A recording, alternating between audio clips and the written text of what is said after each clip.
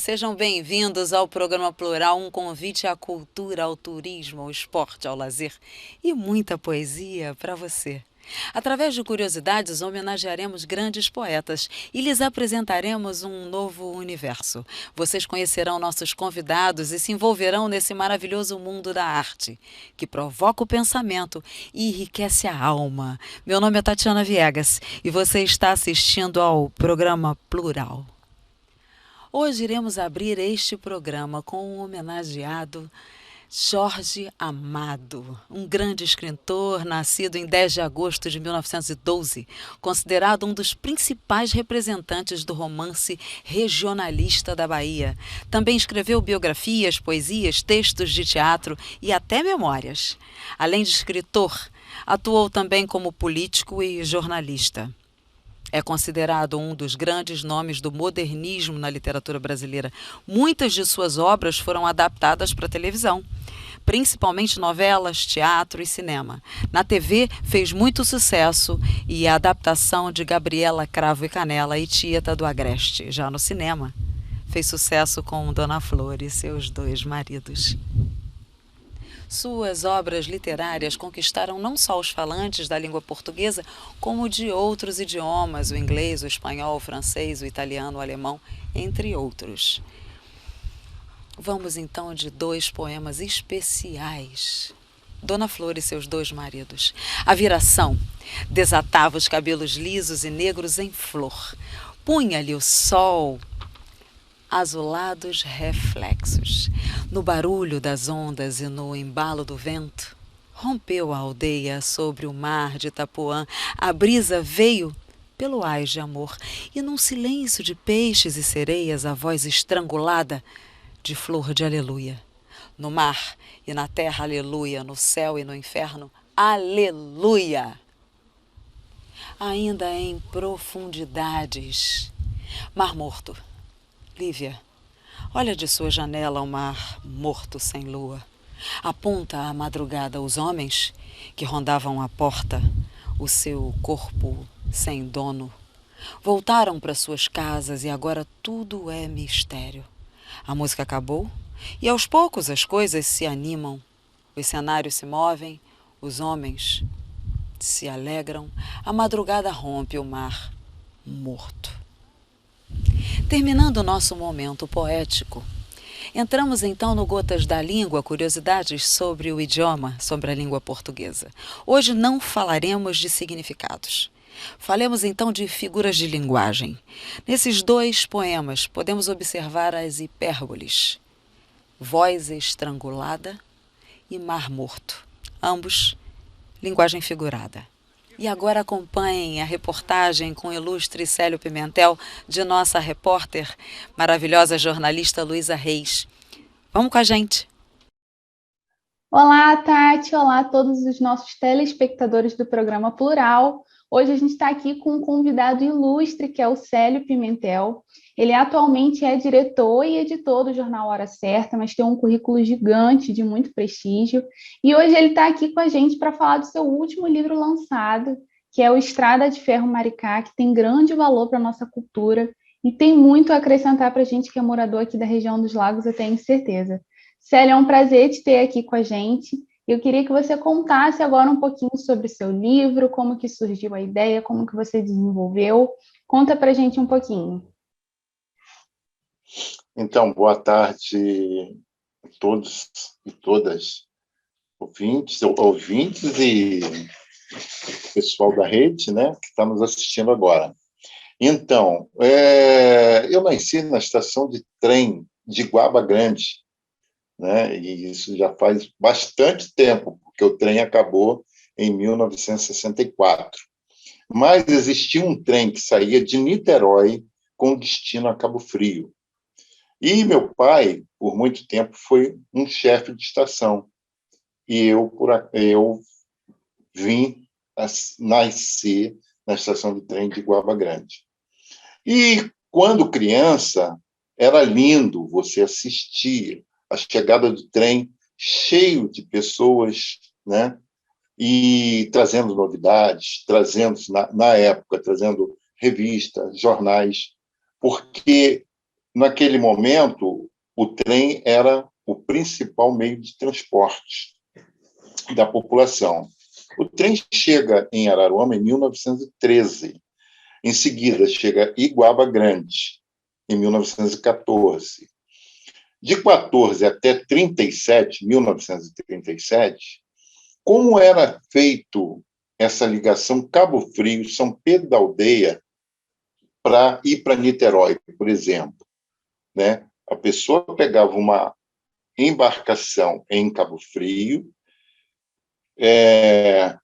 essa embarcação vinha até Araruama, em 1913, depois tinha outro porto em Iguaba Grande, e essas pessoas embarcavam com destino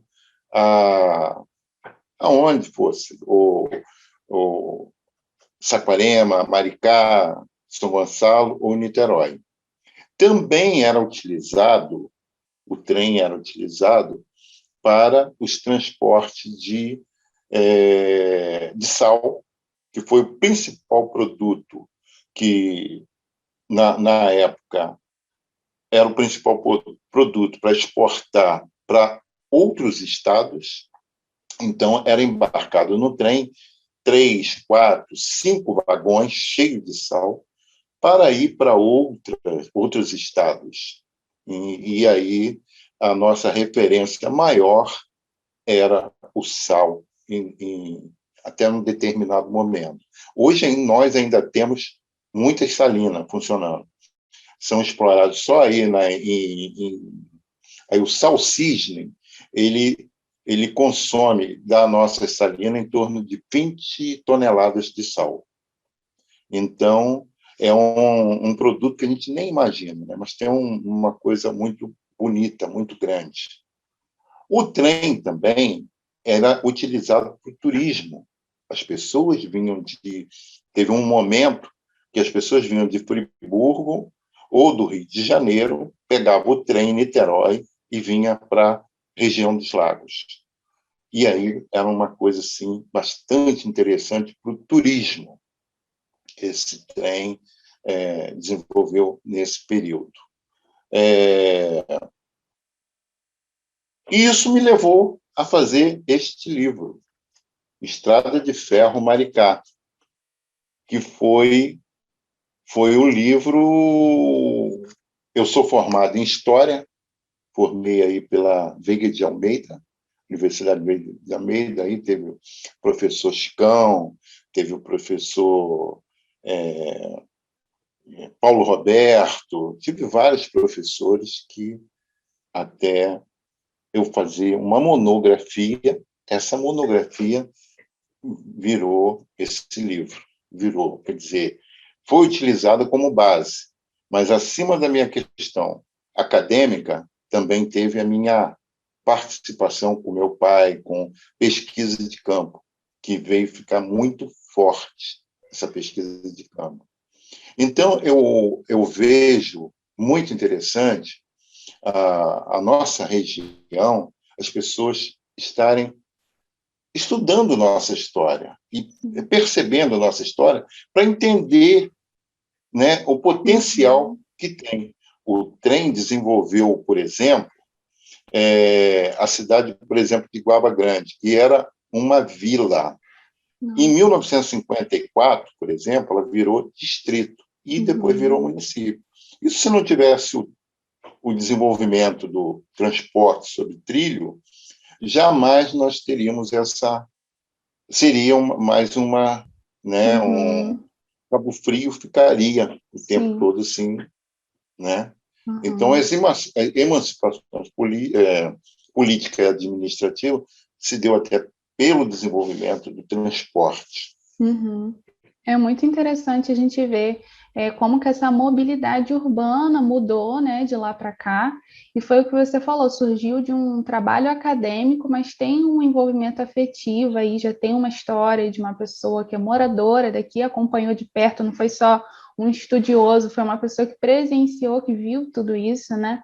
E isso é muito interessante, eu estou com muita vontade de ler, eu pessoalmente sou apaixonada por história, já com certeza vou colocar na minha lista.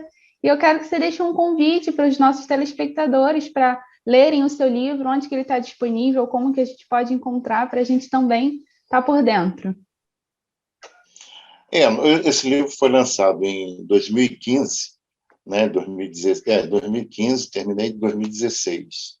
E aí existia assim vendas aí na livraria em Cabo Frio, existia em Araruama, e hoje normalmente só tenho referência como Araruama. Mas as pessoas que queiram adquirir o livro podem me procurar lá na página Editora Hora Certa, ou então Célio Pimentel, que eu vou, né, está no valor de R$30, e esse valor já está embutido o correio, a taxa do correio. Essa semana mesmo eu vendi um livro desse para Maricá, que me pediram através do Facebook. Então, o meu contato maior agora está sendo mais venda assim, ou pela editora ou diretamente com Célio Pimentel no Facebook, que aí vocês me localizam lá e aí eu encaminho para vocês. Perfeito, muito obrigada, Célio. Então já fica aí o convite para os nossos telespectadores. A leitura é um hábito muito importante que a gente precisa sempre cultivar. A gente está sempre falando isso no nosso programa, a importância da leitura, da gente se informar, sermos cidadãos que leem, né? Que têm conhecimento, e como parte da região dos lagos, a gente precisa estar por dentro da nossa história. Muito obrigada por nos prestigiar aqui hoje.